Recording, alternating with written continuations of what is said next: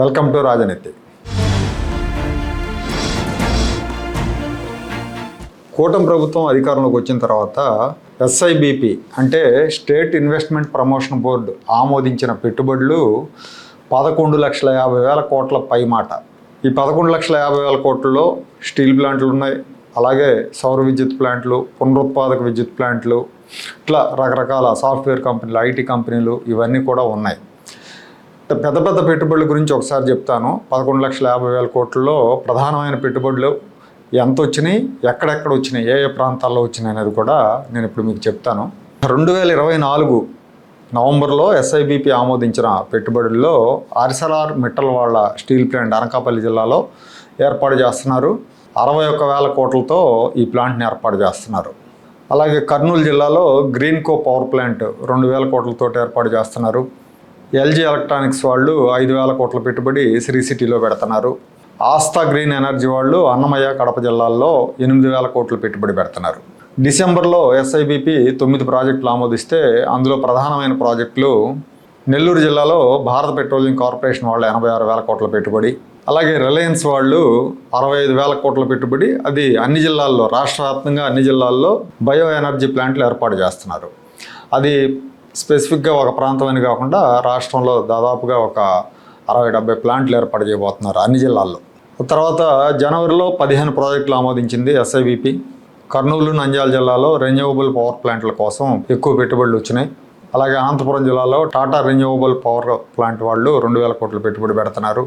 అన్నమయ్య జిల్లాలో mega engineering వాళ్ళు 10,000 కోట్ల పెట్టుబడి పెడుతున్నారు. మార్చిలో SIBP ఆమోదించిన ప్రాజెక్టులో ప్రధానంగా శ్రీ సిటీలో 25,000 కోట్ల పెట్టుబడి ఒకటి, అలాగే ఇండోసోల్ కంపెనీ 58,000 కోట్ల పెట్టుబడి నెల్లూరు జిల్లాలో. అన్నమయ్య, కడప జిల్లాల్లో ఆస్థా గ్రీన్ ఎనర్జీ 8,500 కోట్ల పెట్టుబడి. ఏప్రిల్లో SIBP ఆమోదించిన ప్రధానమైన ప్రాజెక్టుల్లో నాయుడుపేటలో ప్రీమియర్ ఎనర్జీస్ లిమిటెడ్ 4,200 కోట్ల పెట్టుబడితో ఒక ప్లాంట్ పెట్టబోతా ఉంది. టాటా కన్సల్టెన్సీ 1,400 కోట్ల పెట్టుబడితో 12,000 ఉద్యోగాలు కల్పించబోతుంది విశాఖపట్నంలో.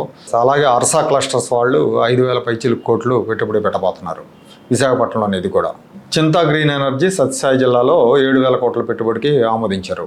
మేలో ప్రధానంగా ఆమోదించిన పెట్టుబడిలో బొండాడా ఇంజనీరింగ్ వాళ్ళు సత్యసాయి అనంతపురం జిల్లాలో 9,000 కోట్ల పెట్టుబడి పెడుతున్నారు.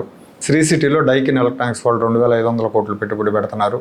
జూన్లో ఆమోదించిన పెట్టుబడిలో ప్రధానంగా కడప జిల్లాలో అదానీ రెన్యూవబుల్ ఎనర్జీ వాళ్ళు 8,000 కోట్ల పెట్టుబడి, అలాగే పాడేరు, విజయనగరం, అనకాపల్లి జిల్లాల్లో 10,000 కోట్ల పెట్టుబడి అదానీ హైడ్రో ఎనర్జీ కంపెనీ పెట్టబోతుంది. జూలైలో RVR పంప్డ్ స్టోరేజ్ ప్లాంట్ 4,500 కోట్లు పెట్టుబడి నంద్యాల జిల్లాలో పెట్టడానికి ముందుకు వచ్చింది. జూలైలో ఆమోదించిన ప్రాజెక్టుల్లో ప్రధానమైన ప్రాజెక్ట్ ఇది. అగస్త్య ఎనర్జీస్ అనే కంపెనీ కర్నూలు జిల్లాలో సోలార్ సెల్ PV మాడ్యూల్ ఉత్పత్తి యూనిట్ను 7,000 కోట్లతో స్థాపించడానికి పర్మిషన్ ఇచ్చారు. అలాగే అనకాపల్లి జిల్లా రాంబిల్లి వద్ద లారస్ ల్యాబ్స్ వాళ్ళు 5,600 కోట్లు పెట్టుబడి పెట్టడానికి ముందుకు వచ్చారు. దాన్ని కూడా ప్రభుత్వం ఆమోదించింది. ఆగస్టులో వచ్చేస్తే ప్రధానమైన ప్రాజెక్టులు SIBP ఆమోదించిన ప్రధానమైన ప్రాజెక్టులు నవయుగ ఇంజనీరింగ్ లిమిటెడ్ 15,800 కోట్లతో పాడేరులో ఎనర్జీకి సంబంధించిన ప్లాంట్ పెట్టబోతుంది. అలాగే చింతా గ్రీన్ ఎనర్జీ లిమిటెడ్ కడప జిల్లాలో ఇంకో 15,000 కోట్ల పెట్టుబడి పెట్టడానికి ముందుకు వచ్చింది. ఈ రెండు కూడా ప్రభుత్వం ఆమోదించింది. అక్టోబర్లో చింతా గ్రీన్ ఎనర్జీ విజయనగరం జిల్లాలో పంప్డ్ స్టోరేజ్ ప్లాంట్ ఏర్పాటు చేయడానికి 12,900 కోట్ల రూపాయలు పెట్టుబడి పెట్టడానికి ప్రభుత్వం ఆమోదించింది. విశాఖలో రైడన్ కంపెనీ డేటా సెంటర్ 87,000 కోట్లతో డేటా సెంటర్ ఏర్పాటు చేయడానికి కూడా ప్రభుత్వం ఆమోదించింది. ఇవి ప్రధానమైన ప్రాజెక్టులు. స్టేట్ ఇన్వెస్ట్మెంట్ ప్రమోషన్ బోర్డు ఆమోదించిన ప్రధానమైన ప్రాజెక్టులు ఇవి. మొత్తం 11,50,000 కోట్లకు పైగా పెట్టుబడులకు ఈ 16 నెలల కాలంలో SIBP ఆమోదం తెలిపింది.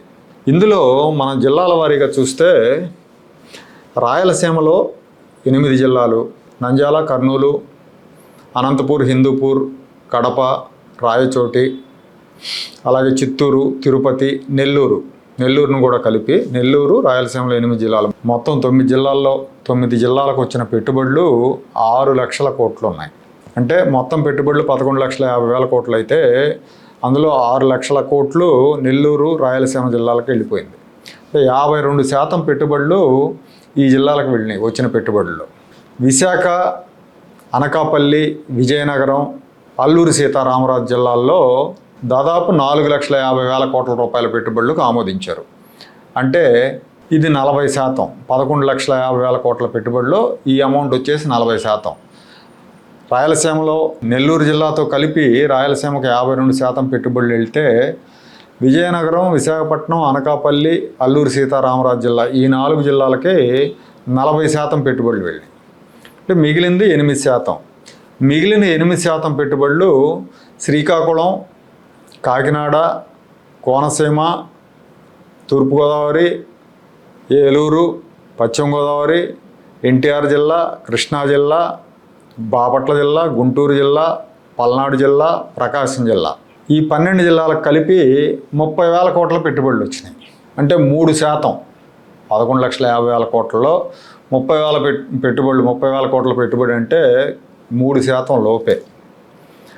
12 జిల్లాలకి 3% లోపు వచ్చినాయి పెట్టుబడులు. ఒక 9 జిల్లాలకు 52% పెట్టుబడులు వచ్చినాయి. ఒక 4 జిల్లాలకు 40% పెట్టుబడులు వచ్చినాయి. ఒక 65,000 కోట్లు అంటే అదొక 5% ఉంటుంది. అది వచ్చేసి రిలయన్స్ ఈ బయో ఎనర్జీ ప్లాంట్స్ వాళ్ళు అన్ని జిల్లాల్లో, ఒక జిల్లాకని కాకుండా రాష్ట్రంలో అన్ని జిల్లాల్లో ప్లాన్ చేస్తున్నారు. సో ఆ 5% అలా పోయింది. ఇక ప్రధానంగా అమరావతి, రాజధాని అమరావతి గురించి చెప్పాలి. చంద్రబాబు నాయుడు గారు గత ప్రభుత్వ హయాంలో అమరావతి గురించి పదే దాన్ని ఒక మహానగరం చేస్తానని చెప్పారు. ఆ తర్వాత జగన్ వచ్చి నాశనం చేశారు. మళ్ళీ చంద్రబాబు గారు అధికారంలోకి వచ్చిన తర్వాత దాని గురించి మాట్లాడట్లా. మా నారాయణ గారు మాట్లాడుతున్నారు కానీ చంద్రబాబు గారు అమరావతిని వదిలేశారు. ఈ 16 నెలల కాలంలో అమరావతికి వచ్చిన పెట్టుబడులు 750 కోట్లు. ఎస్ఐపిబి ఆమోదించిన పెట్టుబడులు 750 కోట్లు. అంటే మొత్తం వచ్చిన 11,50,000 కోట్ల పెట్టుబడుల్లో అమరావతిలో 0.1% కంటే తక్కువ పెట్టుబడులు వచ్చినాయి. అంటే రాష్ట్ర రాజధానికి ఈ ప్రభుత్వం ఇస్తున్న ప్రయారిటీ అదే అనుకోవాలి. అభివృద్ధి వికేంద్రీకరణ చేయాలని ప్రాజెక్టులన్నీ కూడా మేము డిస్ట్రిబ్యూట్ చేస్తున్నాం అంటున్నారు. కానీ ఆ పేరుతో ఇప్పుడు చెప్పిన ఈ 12 జిల్లాలకి ఒక పరిశ్రమ కానీ, ఒక ఉపాధినిచ్చే కంపెనీలు కానీ ఏమీ కూడా రాలేదు. అమరావతిలో రాజధాని అని చెప్పారు. అమరావతిలో రాజధాని వస్తుంది కాబట్టి పెట్టుబడులన్నీ మేము డిస్ట్రిబ్యూట్ చేస్తున్నాం అన్నారు.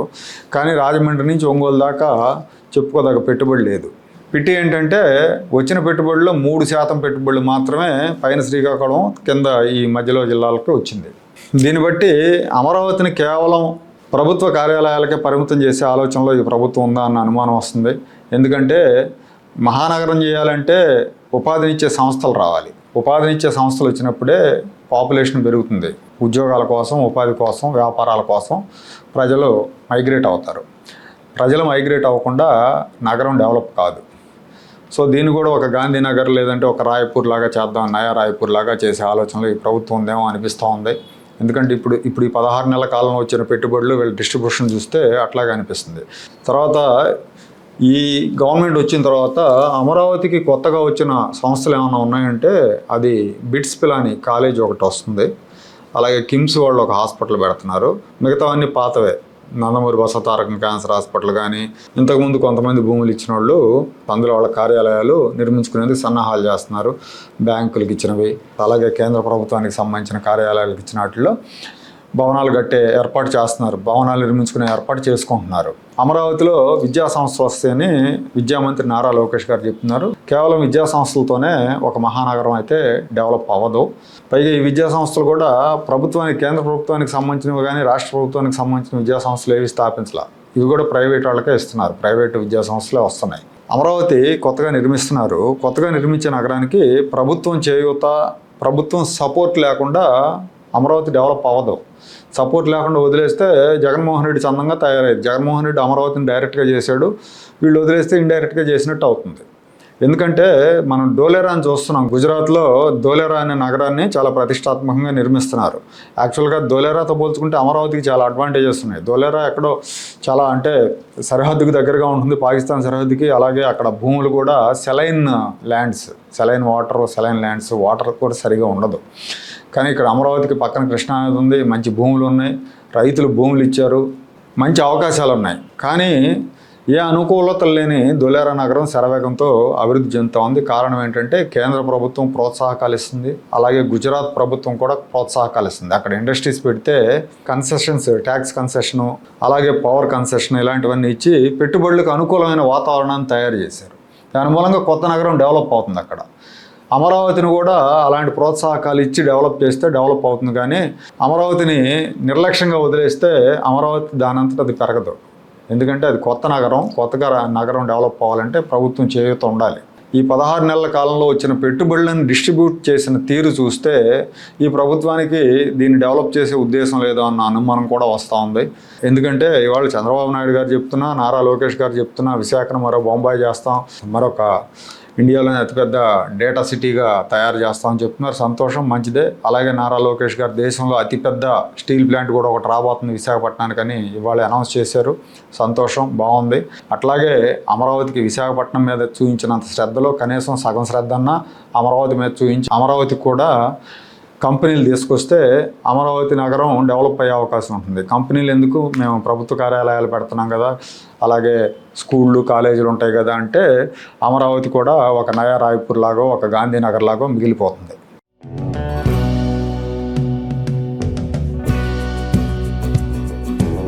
Like, share and subscribe to Rajaniti channel.